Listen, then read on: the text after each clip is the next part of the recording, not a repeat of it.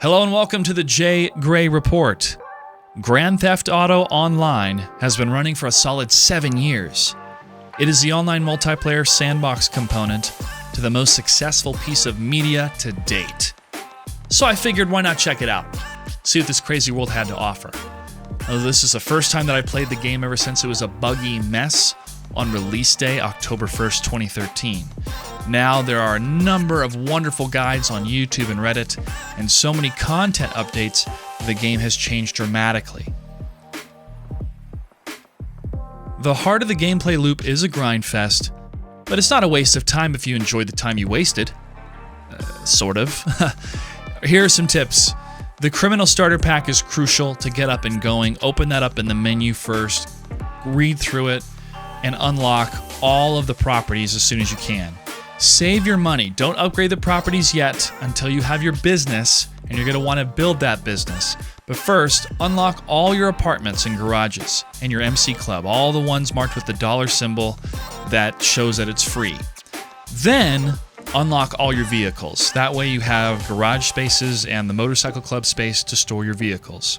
The vehicle that I use the most is the Duke, and I try to upgrade the Duke as much as I can because it's an armored vehicle, and armored vehicles are the best vehicles to use when you're in free mode or going on headhunter missions. Now make sure you understand the controls. Go through the controls in the menu first because you're going to have an interactive menu you want to activate. That menu for me when I was playing on the Xbox was the select button. And there you'll see the Serve Co.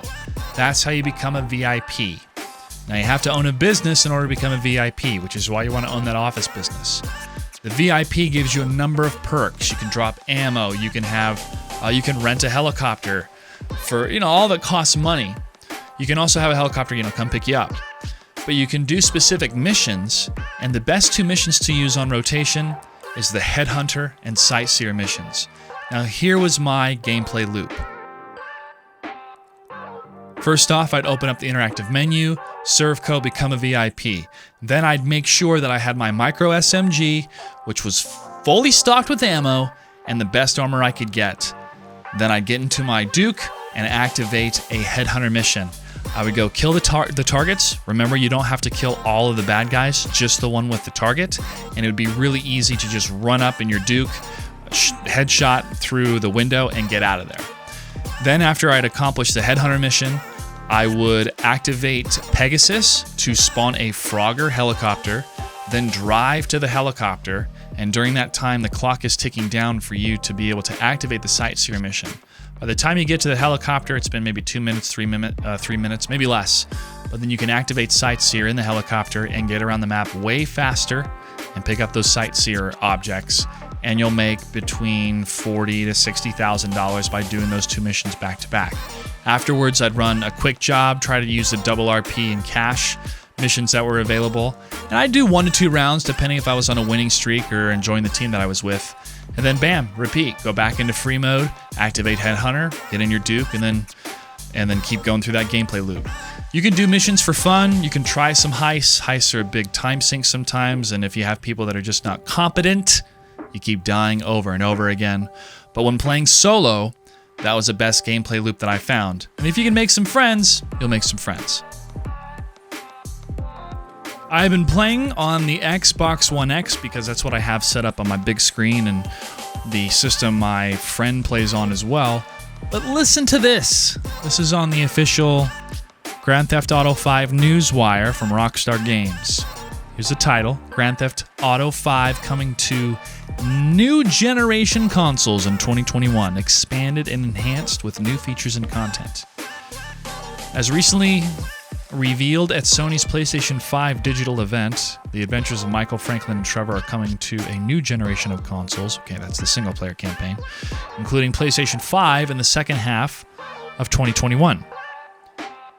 The new generation versions of GTA 5 will feature a range of technical improvements, visual upgrades, and performance enhancements to take full advantage of the latest hardware, making the game more beautiful and more responsive than ever.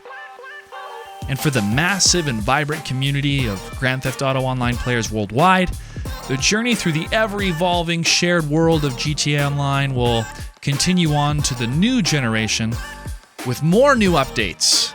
Keyword there, more new updates, including additional GTA Online content exclusive to the new consoles and PC. There will also be a new standalone version of GTA Online coming in the second half of 2021, which will be available for free exclusively for PlayStation 5 players during the first 3 months. So you get access to the standalone version of the game for 3 months on a PlayStation. Plus, additionally, all PlayStation Plus members on PlayStation 4 will get GTA $1 million. 1000000 GTA bucks $1 million. But it's written GTA $ and then 1 million. Deposited into their in-game Maze Bank account within 72 hours of login each month. Each month they play GTA Online until the launch of GTA Online on PlayStation 5. Stay tuned to the Rockstar Newswire for many more details on the new versions of GTA 5 and much more to come in the months ahead. $1 million in this game is a lot of money. My Grindfest gameplay loop that I've been enjoying, and sometimes my supplies from the bunker got destroyed. By the way, I know you get the bunker for free up top. Yeah, you can get it, but then sell it or transfer it to the bunker that's a lot closer to the city down south later. So just don't put any money into the bunker, because even though it's fun, when you transport those goods, when you sell those goods and try to drive them all the way down south, you run into problems. You run into problems because the players like to blow you up. So this $1 million in your bank account, if you play on PlayStation 4 with that PlayStation Plus membership. PlayStation Plus members. That's $1 million in your account every month. That's a good incentive. Now this begs the question. If I want to play this game for real, build my business, and have a sandbox running against other players and compete to grow our businesses and have fun on heists with friends, I enjoy the fun elements that can happen and the anxiety and rush of trying to deliver goods or be in a big battle against other people in this sandbox type of environment in a city that reminds me of Los Angeles.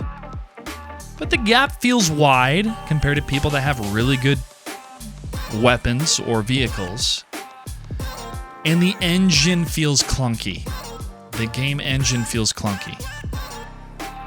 It's best, if I want to play this game for real, leading up to whatever improvements or the standalone version's going to be in 2021, then it's best I play on PlayStation for the money.